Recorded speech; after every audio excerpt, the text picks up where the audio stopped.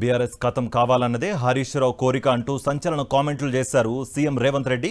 పార్టీని నిలబెట్టుకోవాలనే ఉద్దేశం కేసీఆర్కు లేదని, హరీష్ రావు ట్రాప్లో కేసీఆర్ ఉన్నాడంటూ కీలక వ్యాఖ్యలు చేశారు ఆయన. బీజేపీ బీఆర్ఎస్ కుమ్మక్కయ్యాయంటూ మరోసారి ఆరోపించారు.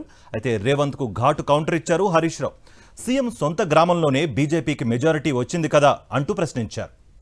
ఢిల్లీ పర్యటనలో ఉన్న CM Revanth Reddy BRS party అంతర్గత విషయాలపై కీలక వ్యాఖ్యలు చేశారు.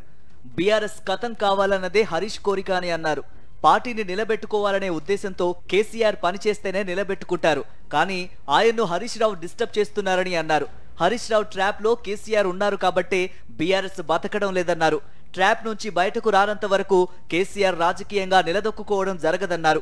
అంతేకాదు పార్లమెంటు ఎన్నికల్లో బీఆర్ఎస్ బీజేపీ కుమ్మక్కయ్యాయని మరోసారి ఆరోపించారు.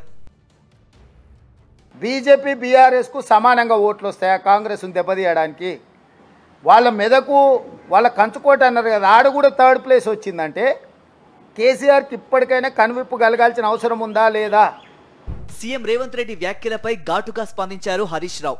సీఎం రేవంత్ రెడ్డి సొంత గ్రామమైన కొండారెడ్డిపల్లిలో బీజేపీకి మెజారిటీ వచ్చిందంటే రేవంత్ అక్కడ బీజేపీకి కాంగ్రెస్ ఓట్లు మళ్లించారా అని ప్రశ్నించారు.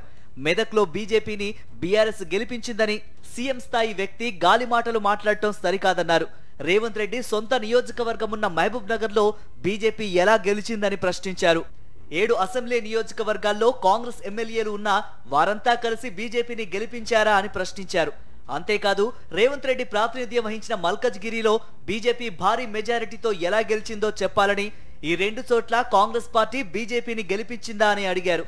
పార్లమెంటు ఎన్నికల టైం నుంచి కాంగ్రెస్ బీఆర్ఎస్ మధ్య ఇదే తరహా వార్ నడుస్తోంది. కాంగ్రెస్ బీజేపీ ఒక్కటై బీఆర్ఎస్ ను టార్గెట్ చేశాయని ఆ పార్టీ నేతలు ఆరోపిస్తున్నారు.